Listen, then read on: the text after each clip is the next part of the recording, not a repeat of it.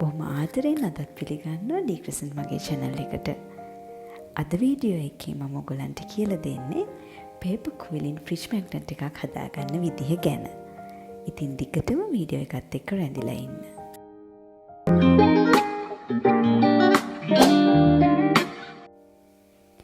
මේ fridge magnet එක හදන්න මම පාවිච්චි කරන්නේ මිලිමීටර 3ක් පළල paper strips.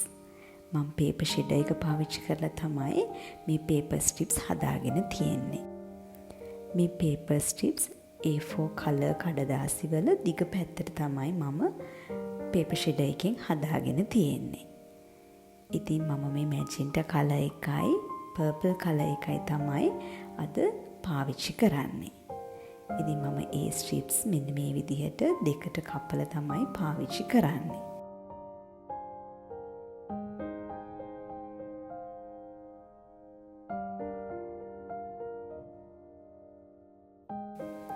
ඉතින් මේ වැඩේට අපිට paper quilling needle එක, ඒ වගේම tweezer එක, කතුරක් අවශ්‍ය කරනවා. ඒ වගේම quilling board එකත් අපිට මේ වැඩේට ඕන කරනවා. අපි මුලින්ම කරන්නේ මේ colors දෙකේ strips මෙන්න මේ විදිහට glue පොඩ්ඩක් apply කරලා එකට සම්බන්ධ කරගන්න එක.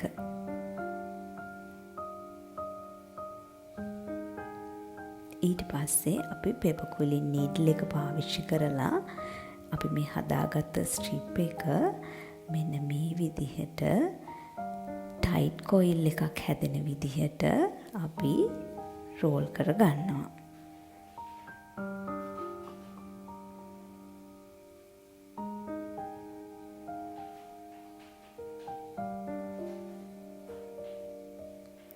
මෙන්න මේ විදිහට අපි tight coil එක හැදුනට පස්සේ අපි ඒක paper quilling board එකේ මම මේ 12 කියන size එක පාවිච්චි කරලා loose coil එකක් විදිහට හරි ගස්ස ගන්නවා. මේ විදිහට නිශ්චිතව size එකක් අපි පාවිච්චි කරනකොට අපේ project එකේ හැම loose coil එකක්ම ඒ එකම size එකට අපිට සකස් කරගන්න පුළුවන්.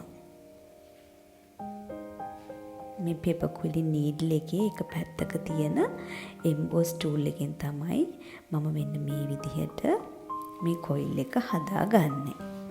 ඊට පස්සේ අපි tweezer එක පාවිච්චි කරලා මේ loose coil එක එළියට අරගෙන කෙළවර glue පොඩ්ඩක් apply කරලා අපි මේ loose coil එක හදලා අවසන් කර ගන්නවා.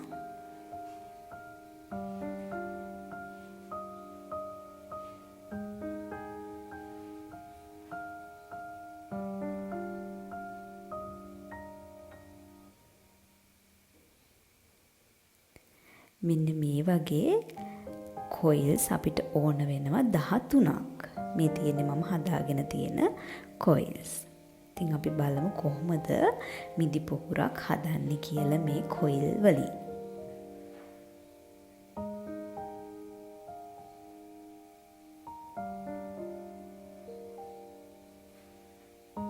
මෙන්න මේ විදිහට තමයි අපි අලව ගන්න ඕන. මේකෙදී ඔයගොල්ලෝ සැලකිලිමත් වෙන්න. අපි ස්ට්‍රිප් එකේ කෙළවරට මෙන්න මේ විදිහට glue apply කරලා අලවපුවාම ඒ කෙළවර අනිත් පැත්තට පේන එක වළකිනවා. එතකොට හොඳ නිමාවක්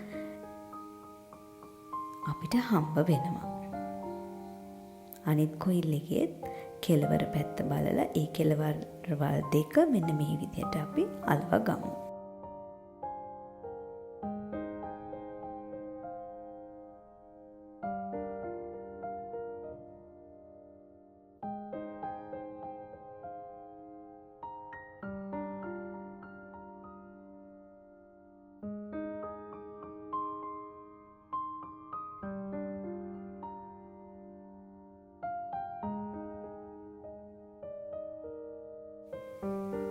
ඊළඟට අපි බලමු මේ මිදි පොකුරේ කොළ හදාගන්නේ කොහොමද කියලා. ඒකට මම පාවිච්චි කරන්නේ තද කොළ පාට සහ ලා කොළ පාට paper strips. ඒ විදිහට strip එක join කරලා ඊට පස්සේ අපි මෙන්න මේ විදිහට tight coil එකක් සකස් කර ගන්නවා.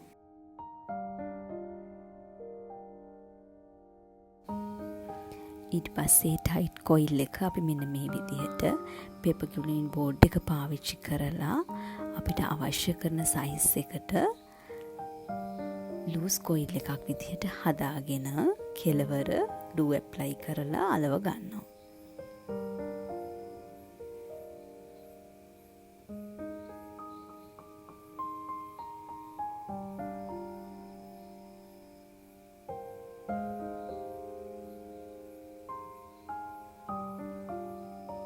ඊට පස්සේ මෙන්න මේ විදිහට අපි ලීෆ් කොයිල් එකක් හදා ගන්නවා. ඉතින් ඕගොල්ලෝ මගේ කලින් වීඩියෝස් වලින් පේපර් කුලින් ෂේප්ස් ගැන ඉගෙනගෙන තියෙනවා නම් ඕගොල්ලෝ දන්නවා මේ ලීෆ් කොයිල් එක හදාගන්නේ කොහොමද කියලා. ඉතින් ඒ වගේ ලීෆ් කොයිල් 5ක් අපිට ඕන වෙනවා මේ ෆ්‍රිජ් මැග්නට් එකට.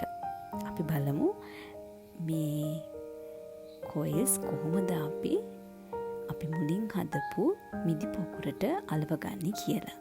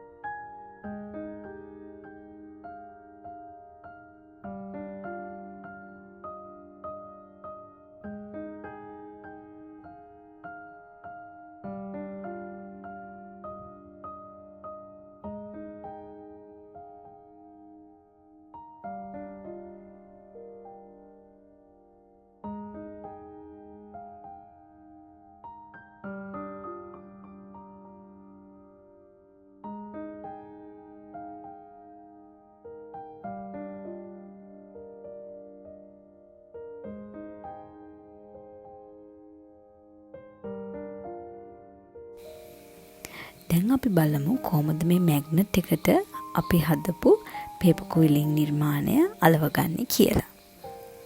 ඕගොල්ලන්ට මේ වගේ මැග්නට් වෙළඳපොලෙන් මිලදී ගන්න පුළුවන්. අපි මෙන්න මේ විදිහට මැග්නට් එකේ ඉදිරිපස කොටසට ගම් ඇප්ලයි කරලා ඊට පස්සේ අපේ නිර්මාණය අපි මේක උඩින් අලව ගන්නවා.